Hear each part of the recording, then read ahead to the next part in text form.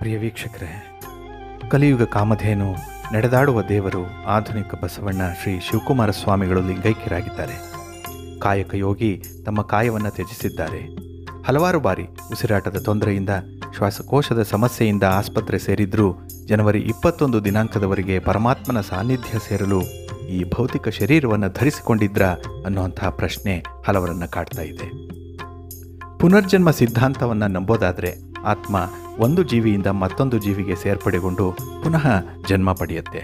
ಅಂದರೆ ಮತ್ತೆ ಇದೇ ಪ್ರಾಪಂಚಿಕ ಲೋಕಕ್ಕೆ ಹುಟ್ಟಿ ಬರ್ತಾರೆ.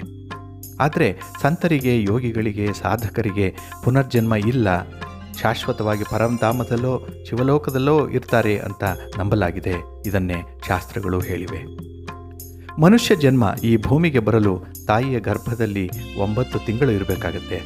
ಈ ಆತ್ಮನಿಗೆ ಮಾನವ ಶರೀರ ಧರಿಸಿ ಭೌತಿಕ ಜಗತ್ತಿಗೆ ಬರಲು 9 ತಿಂಗಳು ಬೇಕಾಗುತ್ತೆ. ಹಾಗೆ ಮನುಷ್ಯನಿಗೆ ಈ ಭೌತಿಕ ಜಗತ್ತನ್ನು ತ್ಯಜಿಸುವಂತಹ ಸೂಚನೆ 9 ತಿಂಗಳ ಮೊದಲೇ ಗೊತ್ತಾಗಿರುತ್ತೆ ಅಂತಾರೆ. ಇದು ಶ್ರೀಗಳು ಲಿಂಗೈಕ್ಯವಾಗುವಂತಹ ವಿಚಾರ ಅವರಿಗೆ ಮೊದಲೇ ತಿಳಿದಿತ್ತು ಅಂತ ಹೇಳಲಾಗ್ತಾ ಇದೆ. ಅದಕ್ಕಾಗಿಯೇ ಅವರು ಆಸ್ಪತ್ರೆಯಲ್ಲಿ ಇದ್ದಾಗ ಕಿರಿಯ ಶ್ರೀಗಳಾದ ಶ್ರೀ ಸಿದ್ಧಲಿಂಗ ಮಹಾಸ್ವಾಮಿಗಳಿಗೆ ಶ್ರೀಮಠದ ಜವಾಬ್ದಾರಿ ಬಗ್ಗೆ ಮಾರ್ಗದರ್ಶನ ಮಾಡಿದ್ದಾರೆ. ಮಠದ ಆಸ್ತಿಪಾಸ್ತಿಯ ಬಗ್ಗೆ ಒಂದು ವಿಲ್ ಕೂಡ ಮಾಡಿದ್ದಾರೆ ಎನ್ನಲಾಗ್ತಾ ಇದೆ.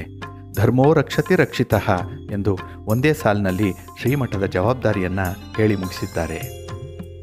ಸಿದ್ಧಗಂಗಾ ಮಠದ ಪರಮಪೂಜ್ಯ ಶ್ರೀಗಳು ಇಚ್ಛಾಮರಣಿಗಳೇ ಅನ್ನುವಂತಹ ಚರ್ಚೆ ಎಲ್ಲೆಡೆ ನಡೀತಾ ಇದೆ.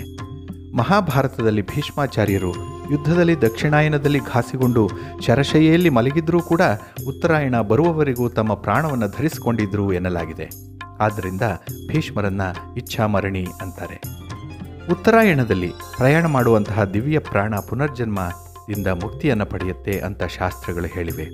ಅದೇ ರೀತಿ ಶ್ರೀಗಳು ಉತ್ತರಾಯಣ ಕಾಲ ಬರುವವರೆಗೂ ತಮ್ಮ ಆತ್ಮವನ್ನು ಹಿಡಿದಿಟ್ಟುಕೊಂಡು ಹುಣ್ಣಿಮೆಯ ದಿನ, ಅದರಲ್ಲೂ ಶಿವನಿಗೆ ಪ್ರಿಯವಾದಂತಹ ದಿನ ಸೋಮವಾರದಂದೇ, ಅಂದರೆ ದಿನಾಂಕ 21 ಜನವರಿ 2019 ಬೆಳಿಗ್ಗೆ 11:44 ದೇಹತ್ಯಾಗ ಮಾಡಿ ಶಿವೈಕ್ಯರಾಗಿದ್ದಾರೆ.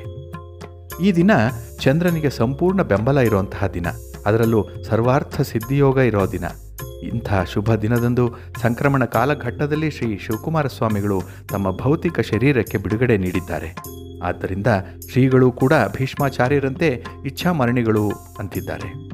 ತಮಗೆ ಇಷ್ಟ ಬಂದ ದಿನದಂದು ತಮ್ಮ ಜವಾಬ್ದಾರಿ ಮುಗಿದಿದೆ ಎಂದು ಪರಿಭಾವಿಸಿ ಪ್ರಾಣವನ್ನು ಬಿಡುವ, ಅಂದರೆ ಆತ್ಮವನ್ನು ಶರೀರದಿಂದ ಸ್ವತಃ ಬೇರ್ಪಡಿಸಿಕೊಂಡಿದ್ದಾರೆ ಶ್ರೀಗಳು ಅಂತಿದ್ದಾರೆ. ಕಾಯಕ ಯೋಗಿ ಶ್ರೀ ಶಿವಕುಮಾರ ಸ್ವಾಮಿಗಳು ಮತ್ತೊಮ್ಮೆ ದರ್ಶನ ಕೊಟ್ಟು ನಮ್ಮನ್ನೆಲ್ಲ ಹರಸಲಿ, ಆಶೀರ್ವದಿಸಲಿ ಅಂತ ಬೇಡ್ಕೊಳ್ಳೋಣ. ನಮಸ್ಕಾರ.